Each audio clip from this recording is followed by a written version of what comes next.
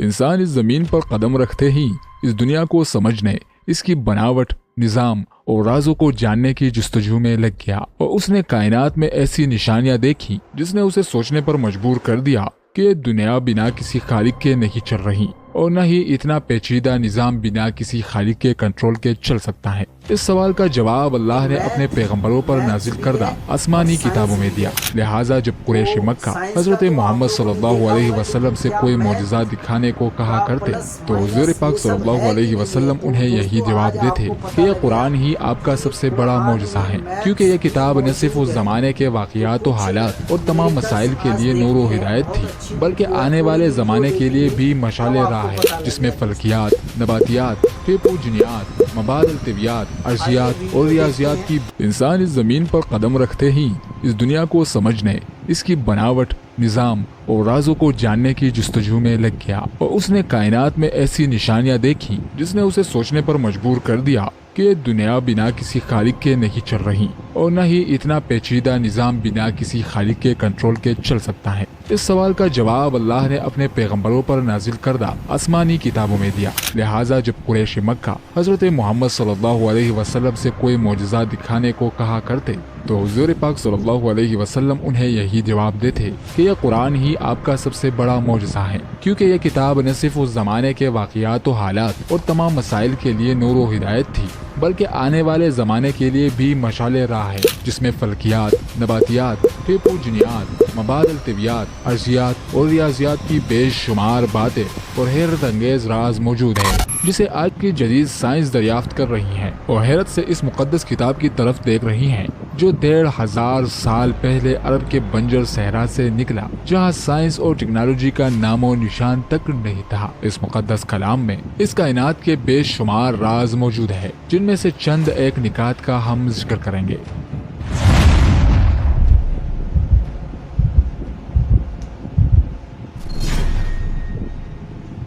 लोहा जमीन पर मुख्तलिफ शक्ल में पाया जाता है, मगर ये जमीन का मादा नहीं बल्कि ये आसमान से इस दुनिया में आया है। साइंस के इस नई तहकीक के मुताबिक लाखों करोड़ों साल पहले कुछ सितारे धमाके से फटे और जमीन पर गिरने वाले मेटेरोइड से लोहा ही जमीन पर आया, जिसका जिक्र कुरान मजीद में कुछ यूं है। और हमने लोहे को जबरदस्त ताकत देकर उतारा ताकि इंसान इसका फायदा उठा सके।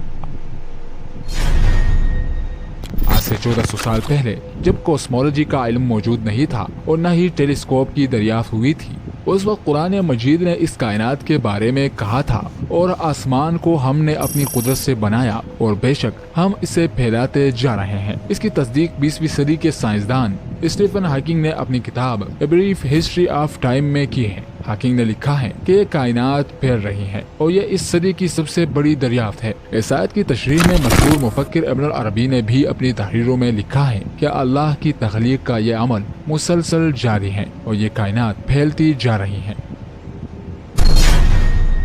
नबी सल्लल्लाहु अलैहि वसल्लम पर अबू जहल के मुतालिक एक आयत नाजिल हुई। यकीनन अगर ये बाज न रहा तो हम इसकी पेशानी के बाल पकड़कर घसीटेंगे, ऐसी पेशानी जो झूठी खताकार है। ये आयत इसलिए नाजिल हुई थी क्योंकि अबू जहल बहुत झूठ बोला करता था। इस आयत में दिमाग के सामने वाले हिस्से को झूठा कहा गया है। आज जदीद साइंस हमें बताती है कि दिमाग का प्री फ्रंटल एरिया यानी सामने वाला हिस्सा ही सच और झूठ बोलने का जिम्मेदार होता है। यूं कुरान मजीद ने पेशानी की तरफ इशारा करके इसी साइंसी हक़ाइक़ को साफ कर दिया। सूरह अल-क़ियामा में अल्लाह का इरशाद है, हाँ जरूर करेंगे, हम तो कादिर है कि इसकी पोड़ पोड़ तक दुरुस्त कर दे। दरअसल आदम अलैहिस्सलाम से लेकर क़यामत तक आने वाले हर शख्स का अलग अलग फिंगरप्रिंट होता है। यहाँ तक के जुड़वा बच्चों तक के फिंगरप्रिंट मुख्तलिफ होते हैं। ये फिंगरप्रिंट एक इंसान की सबसे इनफरादी शनाख्त होती है, जिसे आज 20वीं सदी में फोरेंसिक साइंस इस्तेमाल कर रही है। लेकिन कुरान मजीद ने इससे 1400 साल पहले ही बयान कर दिया कि बरोज़े क़यामत अल्लाह इंसान की हड्डियों और उंगलियों के पोड़ पोड़ तक दुरुस्त करके उसे जिंदा उठाएगा। कुछ साल कबल यूनिवर्सिटी ऑफ लोजन के एक रिसर्च में बताया गया कि चींटी दूसरे कीड़े मकोड़ों के मुकाबले काफी समझदार और मुहर्रिक होती हैं, क्योंकि वो आपस में ही बातें करती हैं। दरअसल ये चींटियां अपने मुंह से एक फ्लूइड निकालकर दूसरी चींटी के मुंह में रख देती हैं और वो इस पैगाम को डिकोड करके समझ लेती हैं। कुरान मजीद में सुलेमान अलैहिस्सलाम के वाक़ये के ज़मन में कहा गया है कि एक चींटी ने कहा اے چیونٹیوں اپنے بلوں میں گھس جاؤ، کہیں ایسا نہ ہو کہ سلیمان اور اس کا لشکر تمہیں کچل ڈالے اور انہیں خبر بھی نہ ہو۔ برسوں قبل ملحدین قرآن پاک کے اس واقعے کو محض قصہ اور افسانہ قرار دیتے رہیں اور مذاق بناتے رہیں کہ چیونٹیاں کیسے بات کر سکتی ہیں، جسے آج جدید سائنس نے اپنی تحقیق سے ثابت کر دیا ہے۔ قرآن مجید میں میتھامیٹیکل کیلکولیشن کے بھی حیران کر دینے والے حقائق اور اشارے موجود ہیں۔ مثلا قرآن مجید میں لفظ البحر یعنی سمندر 32 مرتبہ آیا ہے اور لفظ البر یعنی زمین 13 مرتبہ آیا ہے۔ ریاضی کے پرسنٹیج کے اصول کے تحت دونوں نمبرز کو جمع کرے تو 45 کا عدد نکلتا ہے، یعنی سمندر کا تناسب 71% اور زمین کا پرسنٹیج 28% بنتا ہے۔ اور آج کی جدید سائنس ہمیں یہ بتاتی ہے کہ اس دنیا میں سمندر اور زمین کا تناسب بھی بالکل اتنا ہی ہے، لہٰذا یہ کوئی اتفاق نہیں ہو سکتا کہ اتنے ایکوریٹ پرسنٹیج قرآن مجید میں موجود ہو۔ یہ صرف اسی کا کلام ہو سکتا ہے جس نے سمندر اور خشکی کی تخلیق کی ہو۔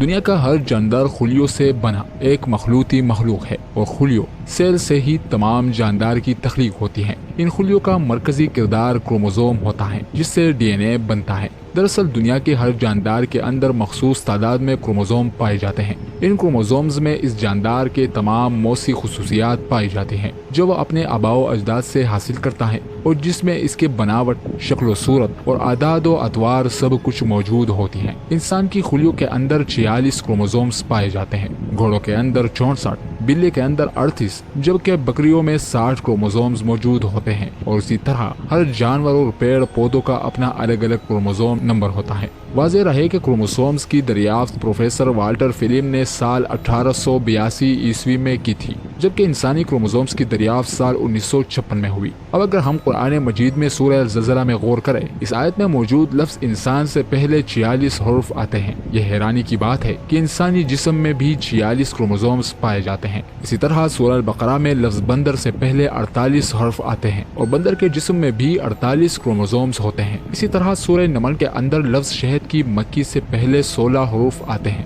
جو کہ شہد کی مکھی کا کروموسوم نمبر ہے۔ سورہ عمران میں لفظ گھوڑا سے پہلے 64 حروف آتے ہیں، گھوڑوں کے خلیوں میں بھی تعداد اتنی ہی ہے۔ اور اسی طرح سورہ کاف میں لفظ اونٹ سے پہلے 74 حروف آتے ہیں جو اونٹ کا کروموسوم نمبر ہے۔ قرآن مجید میں بے شمار سائنٹیفک فیکٹس کے علاوہ بہت ساری پیشنگوئیاں یعنی فیوچر پریڈکشن بھی موجود ہے، جن میں بہت سی پیشنگوئیاں وقوع پذیر ہو چکی ہیں اور کچھ ہونا ابھی باقی ہے۔ جس وقت نبی کریم صلی اللہ علیہ وسلم مکہ میں تشریف فرما تھے، اس وقت دنیا کے دو عظیم طاقتیں یعنی روم اور فارس کے درمیان شدید جنگ برپا تھی۔ جنگ میں مسلسل پرشین امپائر کی فوج رومن امپائر کو شکست دے رہی تھی۔ مشرکین مکہ فارس کی فتح سے بہت خوش تھے کیونکہ فارسی بھی آگ کی پوجا کیا کرتے تھے اور وہ بھی مشرک تھے، لہٰذا اس دوران سورہ روم کی آیت نازل ہوئی۔ روم والے قریب ترین زمین میں مغلوب ہوں گے مگر وہ اس شکست کے بعد چند ہی سالوں میں غالب آ جائیں گے۔ عربوں کے لیے یہ پیشنگوئی بالکل ناقابل یقین تھی کیونکہ رومی مسلسل شکست پر شکست کھا رہے تھے، لیکن چند ہی عرصے بعد قیصر روم قسطنطنیہ سے باہر نکلا اور اس کی فوجوں نے فارسیوں پر پے در پے حملے کیے، جس سے فارسیوں کو شکست ہوئی اور رومی غالب آ گئے۔ رومیوں کے متعلق یہ عالمی پیشنگوئی کوئی معمولی بات نہیں تھی بلکہ یہ قرآن کریم کا ایک حیرت انگیز معجزہ تھا جس نے قریش مکہ کو بالکل حیران کر دیا تھا۔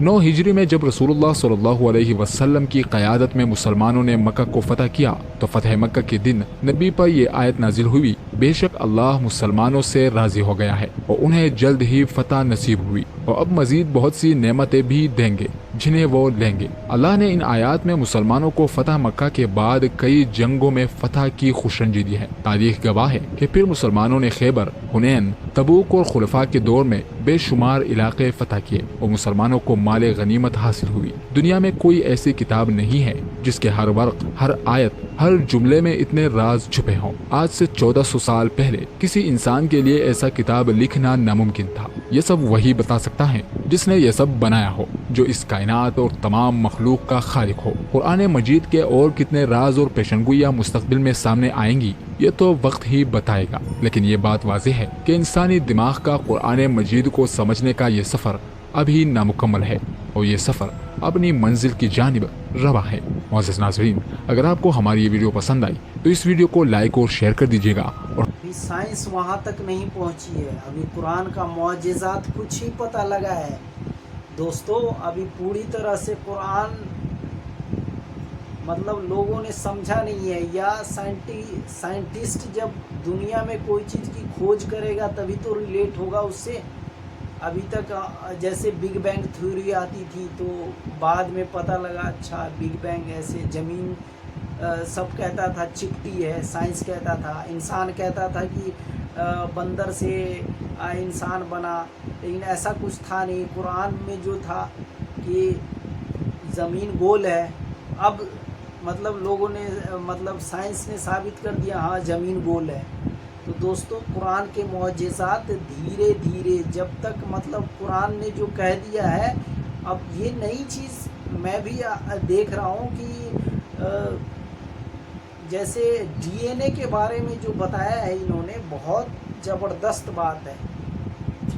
کہ پہلے تو انہوں نے بتایا کہ لوہا، جیسے لوہا کیسے زمین سے، لوگ کہتے تھے زمین سے آیا. اللہ نے کہا ہے قرآن میں کہ لوہا ہم نے مطلب اوپر سے ستارہ جب ٹوٹا ہے وہ لوہا بنا ہے. انسانی دماغ کا وہ اگلا حصہ جو جھوٹ بولتا ہے، مطلب اللہ نے بتایا ہے کہ یہ جھوٹ بولتا ہے. فنگر پرنٹ دیکھو، پور پور الگ ہے ہر انسان کا، یہاں تک کہ جو جڑوا بچہ ہے اس کا بھی جو فنگر پرنٹ آج یوز کرتے ہیں نا ہم اپنے موبائل میں، کہ فنگر ہمارا اگر دوسرا لگائے گا وہ کھلے گا ہی نہیں. سب کا فنگر پرنٹ الگ الگ ہے. جو آج جو زمین پہ پانی کتنا 70-30 لوگوں کو پتہ تھا 70% پانی ہے اور 30% خشکی ہے، اور وہ قرآن پہلے سے ہی بتا دیا. ڈی این اے کا تو بہت، انسان کا کروموزوم بناتا ہے ڈی این اے، اور ڈی این اے مطلب ہر انسان کے ڈی این اے کا نمبر ہوتا ہے. جیسے انسان میں 46 ہے، تو انسان جہاں پہ قرآن لکھا ہے وہ اس سے پہلے 46 وہ آتا ہے، حروف 46 آتا ہے، اور وہ بنتا ہے انسان کا کروموزوم. 16 ہے مکھی کا، تو 16 آتا ہے اس کے پہلے. مطلب یہ ملٹیپل کرتے ہیں تو اس کا مطلب نکلتا ہے کچھ نہ کچھ دوستو. بہت ایسے میں تو کیا کہیں گے، اللہ اکبر ہی کہہ سکتے ہیں. اللہ سب سے بڑا ہے، باقی چیزیں تو آپ کو پتہ ہی لگ گئی ہوگی. اور ایسی تمام ویڈیو کے لیے چینل کو لائک کریں، شیئر کریں.